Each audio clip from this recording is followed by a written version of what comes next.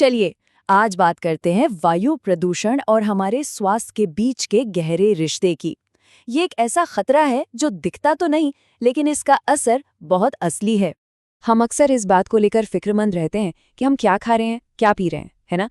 पर उन हजारों सांसों का क्या जो हम हर रोज लेते हैं? इस खतरे को समझने के लिए सबसे पहले हमें इसके मेन विलेन को जानना होगा। इसका नाम है पार्टिक्यूलेट मैटर। तो पार्टिकुलेट मैटर असल में कोई एक चीज नहीं है। इसे हवा में तैरती हुई धूल, गंदगी, कालिख और धुएं के बहुत ही छोटे छोटे कणों का एक मिक्सचर समझिए। अब देखिए, यहाँ सारा खेल साइज का है। PM2.5 पार्टिकल्स इतने इतने ज्यादा छोटे होते हैं कि हमारे शरीर का जो नेचुरल डिफेंस सिस्टम है, जैसे नाक के बाल, वो इन्हें रोक ही नहीं पाता और ये सीधे फेफड़ों की गहराई में उतर जाते हैं।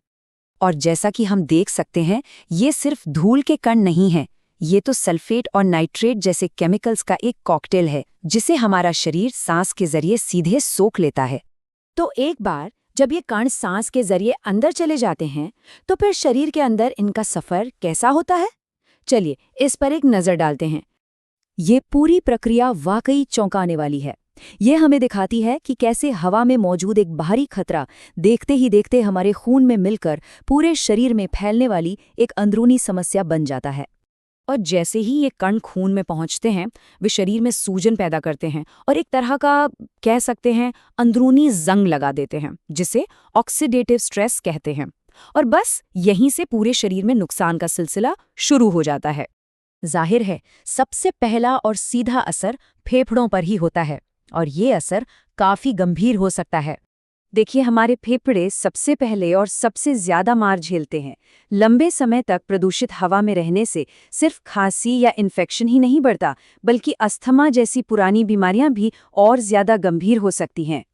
और ये आंकड़े इस बात को साफ साफ बताते हैं।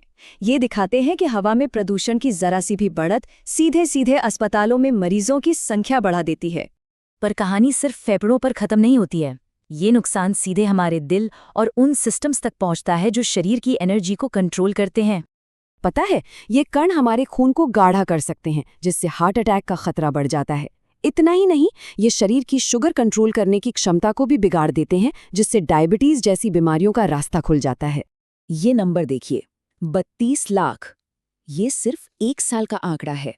मतलब उस साल जितने भी डायबिटीज के नए मामले आए, उनमें से 14% की वजह सिर्फ और सिर्फ हवा में मौजूद प्रदूषण था।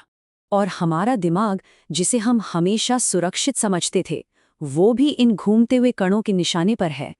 नई स्टडीज अब ये बता रही हैं कि लंबे समय तक प्रदूषण में रहने से अल्जाइमर और पार्किंसंस जैसी दिमागी बीमारियों का खतरा भी बढ़ सकता है।